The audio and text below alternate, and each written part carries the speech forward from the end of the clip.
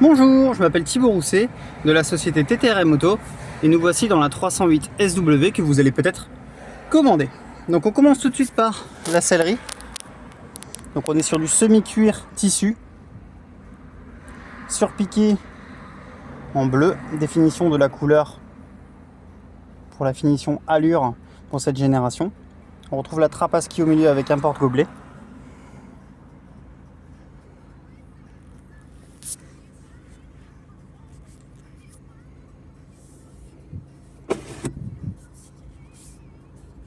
Un accoudoir double place, réfrigéré.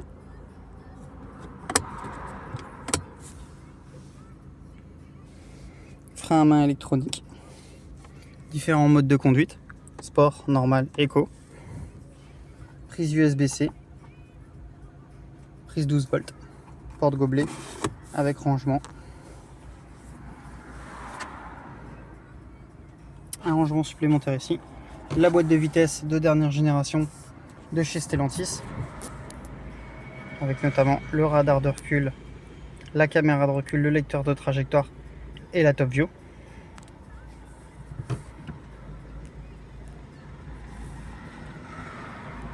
Si je passe en mode parking et que j'éteins le véhicule, le frein à main se met automatiquement.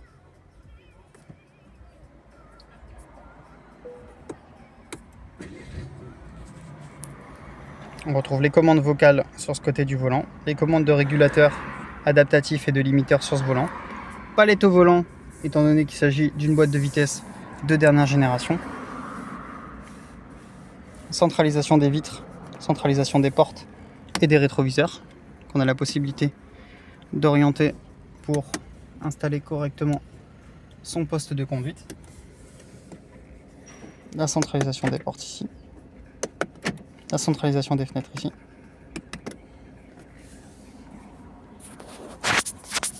Le véhicule a 14 km au compteur. Il lui reste 85 km d'autonomie. Vous avez la possibilité de choisir quelle interface vous convient. Alors on va essayer d'aller sur celle que moi je préfère.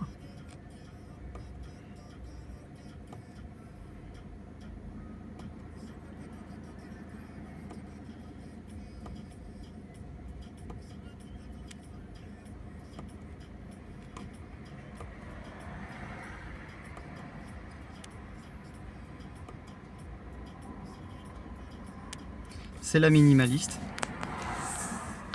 qui fait apparaître les cadrans gauche et droite, les informations principales et la distance avec le véhicule de devant. Ici, si je pense sur l'écran,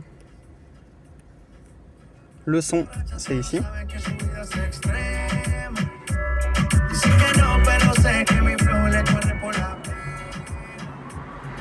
Au niveau de l'écran,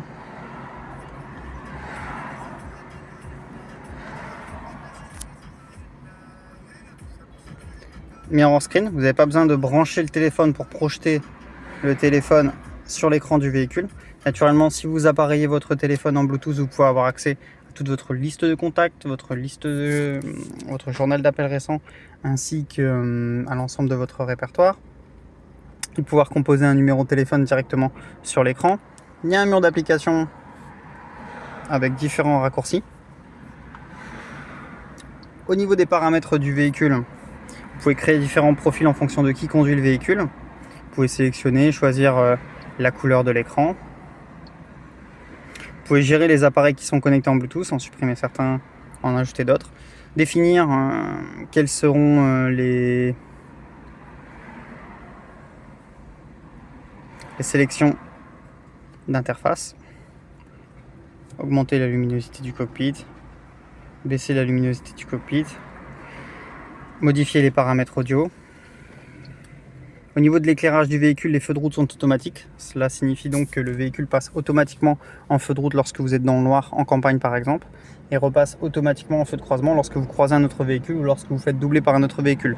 L'objectif étant de ne pas aveugler l'autre personne. Vous pouvez également choisir la durée durant laquelle restent allumés les phares lorsque vous éteignez ou lorsque vous déverrouillez ou lorsque vous verrouillez le véhicule.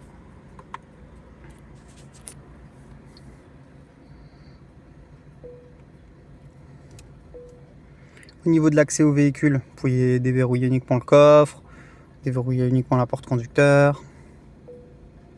Et au niveau de la sécurité, les essuie-glaces se mettent en marche arrière automatiquement. Au niveau de diagnostic, la pression des pneus est OK. La révision est à faire dans 10 mois. Je rappelle que le véhicule est de mai 2025. L'autonomie est supérieure à 2400 km. Aucun défaut identifié sur le véhicule. La configuration de la pression des pneus aussi, concrètement, vous avez un pneu qui est sous-gonflé, ça apparaîtra sur le tableau de bord. Vous reconfigurez les pneus en appuyant dessus et ça enregistrera la nouvelle pression des pneus.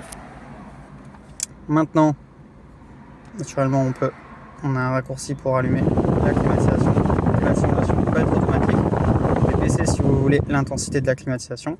Synchroniser que la personne de gauche et de droite ait exactement la même température dans l'habitacle. Je rappelle que c'est du Bison.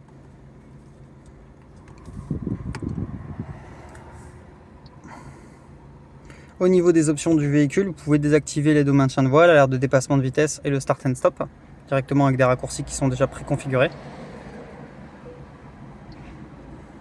Ensuite, concrètement, on est en conduite semi-autonome parce que vous avez la boîte de vitesse de dernière génération, le régulateur adaptatif ainsi que le maintien de voie.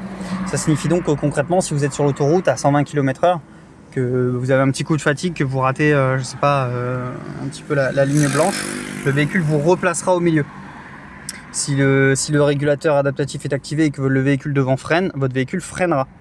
Naturellement, c'est pas fait pour remplacer l'attention des conducteurs. D'ailleurs, on va écouter un petit tutoriel à cet effet. Drive Assist peut augmenter votre confort pendant la conduite en maintenant votre véhicule dans la voie, en gérant la vitesse du véhicule et sa distance avec le véhicule de devant. Elle n'est pas prévue pour remplacer l'attention des conducteurs. Veuillez toujours conduire de manière responsable et garder les mains sur le volant. Sélectionnez Drive Assist en appuyant 2 fois sur le bouton Assist de la commande de gauche de votre volant. Sur l'écran, le système indique qu'il est prêt. Également, des explications concernant l'aide au maintien de voie. Le système d'aide au maintien dans la voie améliore la sécurité de conduite en intervenant en cas de changement de voie involontaire. La fonction est active à partir de 70 km/h. Quand le véhicule approche du bord de la route ou d'un marquage de ligne, il est doucement redirigé vers le milieu de la voie et l'icône d'aide au maintien dans la voie clignote en orange.